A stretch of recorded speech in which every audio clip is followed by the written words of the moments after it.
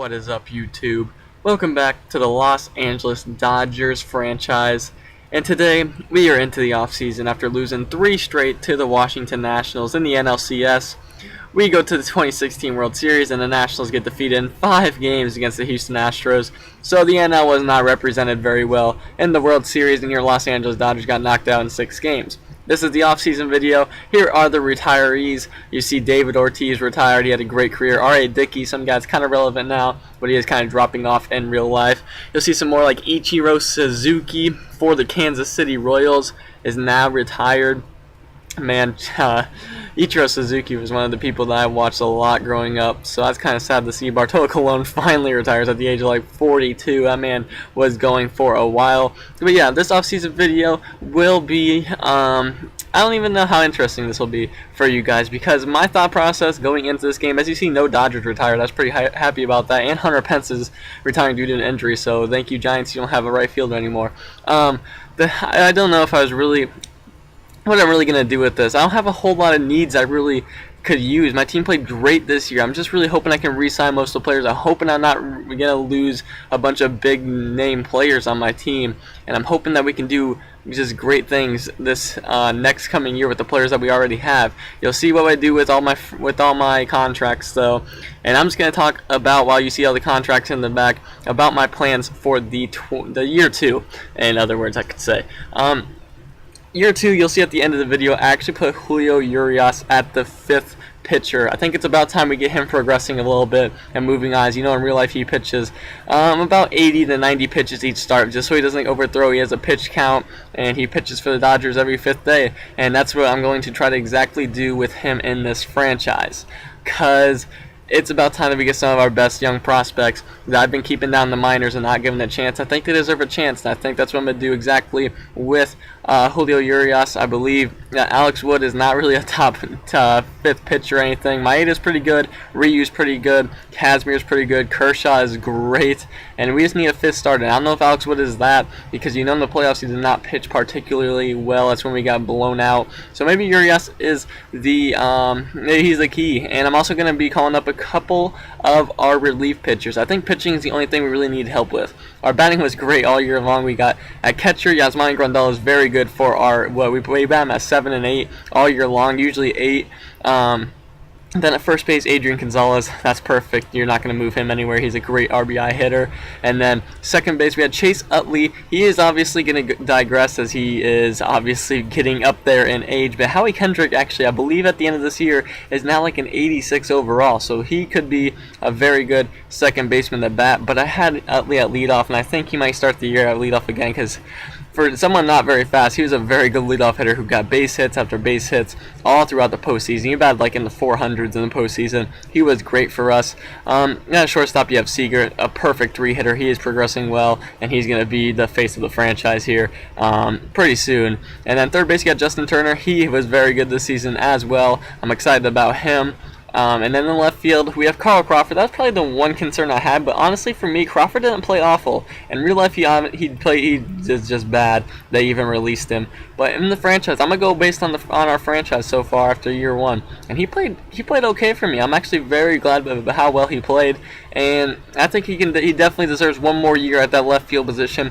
Center field, this is one of our only battles really, is that we have Jock Peterson and Kike Hernandez. Both players are progressing, and they're really trying to reach their potential. And right now, Kike Hernandez is beating Jock Peterson. You'll see that in a minute, that he is a higher overall.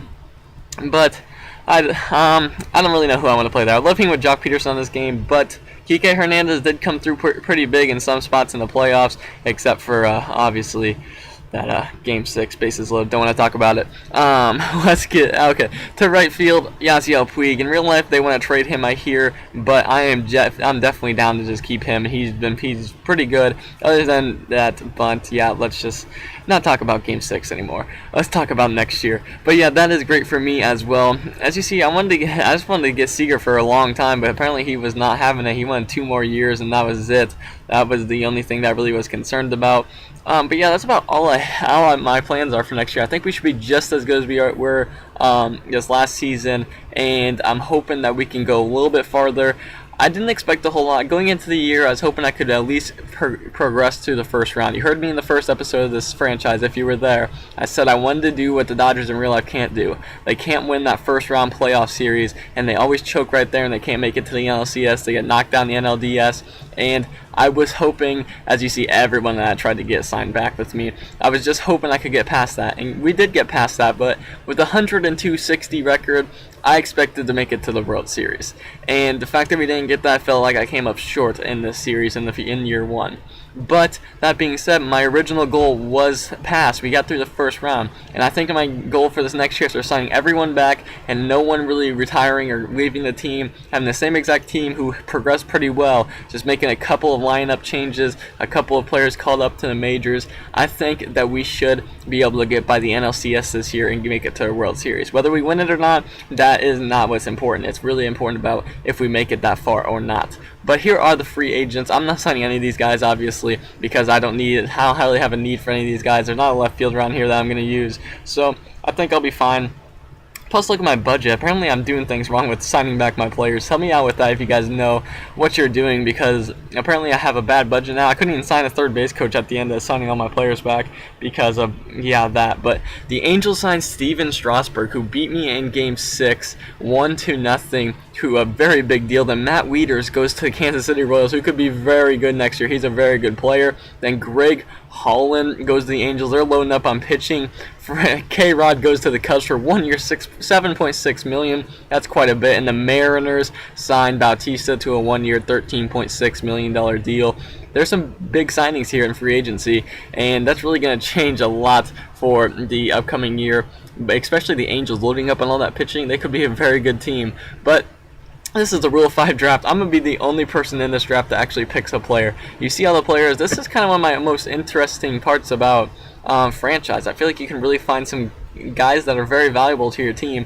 Like, when I look back at this now, I feel like I should have taken Ryan Cook as a relief pitcher, but later on I do not do that. But yeah, I'm just going to go through the whole entire choice. They sort by potential. I wish they would sort by overall so I could really see what I was doing, like if I wanted to get a guy just to last for a season in the Rule 5 draft or what I was going to do. But nonetheless, we still get to go all the way through these players. You can see all of them all the way throughout. You see a couple of my guys on there, obviously, but I'm just going to go back to the top because that's the main important part. And I'm actually going to get this guy who is a 24-year-old B potential relief pitcher. I think he could be a very good pitcher for us. He's young and he's in the 60s overall, and I'll definitely take that. But that's basically all I have for the offseason today. I didn't do a whole lot in the offseason because I'm really just feeling like I have a great team and I'm going to progress into the next year. As you see, our 40-man roster and everything going into next year, all of our players. And I feel like we have a great team and that we should be able to make it just as far as we did this year.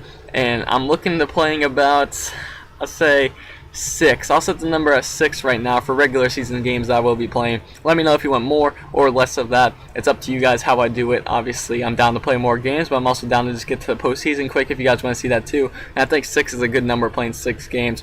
A couple before the All-Star break, a couple after the All-Star break. Maybe 6, 7, 8. Depends how close we are on the playoff hunt and stuff like that. Or if we're just out of the playoffs, maybe it'll be even quicker. But that is all I have for today. As you see me put Urias at the 5th spot. Hope you guys did enjoy. And as always, I'm out. Peace.